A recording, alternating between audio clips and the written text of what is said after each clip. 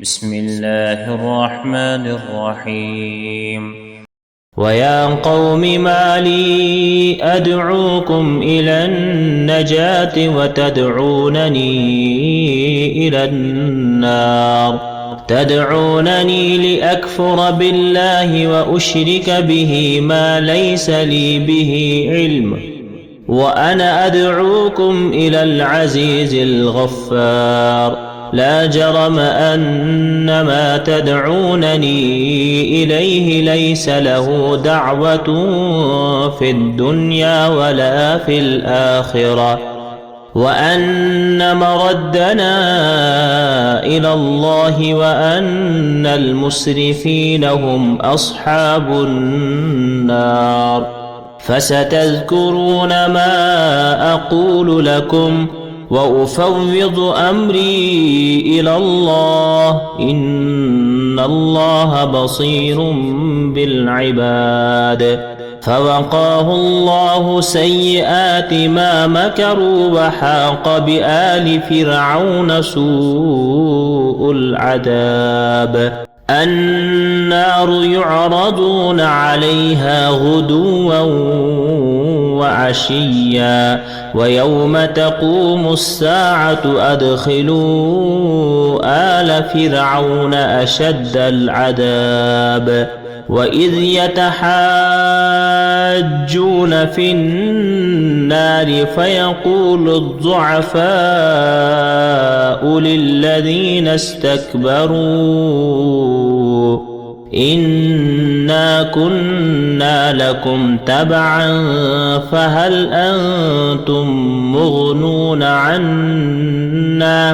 فهل أنتم مغنون عنا نصيبا من النار قال الذين استكبروا إنا كل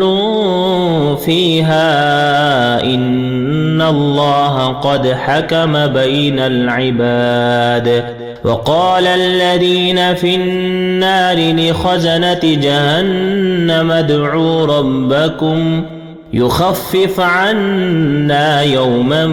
من العذاب قالوا أولم تك تأتيكم رسلكم بالبينات قالوا بلى قالوا فادعوا وما دعاء الكافرين إلا في ضلال إنا لننصر رسلنا والذين آمنوا في الحياة الدنيا ويوم يقوم الأشهاد يوم لا ينفع الظالمين معذرتهم ولهم اللعنة ولهم سوء الدار ولقد آتينا موسى الهدى وأورثنا بني إسرائيل الكتاب هدى وذكرى لأولي الألباب فاصبر إن وعد الله حق واستغفر لذنبك وسبح بحمد ربك بالعشي والإبكار إن الذين يجادلون في آيات الله بغير سلطان أتاهم إن في صدورهم إلا كبر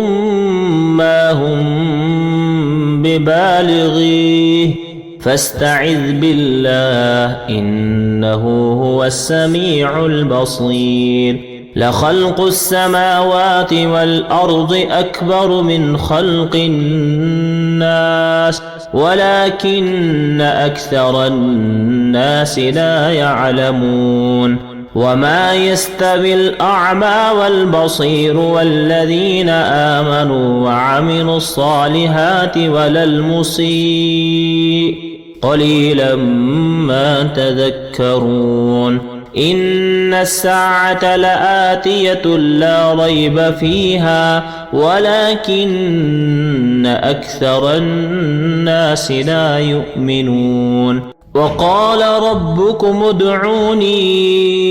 أستجب لكم إن الذين يستكبرون عن عبادتي سيدخلون جهنم داخرين. الله الذي جعل لكم الليل لتسكنوا فيه والنهار مبصرا إن الله لذو فضل على الناس ولكن أكثر الناس لا يشكرون. ذلكم الله ربكم خالق كل شيء لا إله إلا هو فأنى تؤفكون. كذلك يؤفك الذين كانوا بآيات الله يجحدون. الله الذي جعل لكم الأرض قرارا والسماء بناء وسوركم فأحسن صوركم ورزقكم من الطيبات. ذلكم الله ربكم فتبارك الله رب العالمين. هو الحي لا إله إلا هو فادعوه مخلصين له الدين. الحمد لله رب العالمين. قل إني نهيت أن أعبد الذين تدعون من دون الله لما جاءني البينات من ربي وأمرت أن أسلم لرب العالمين.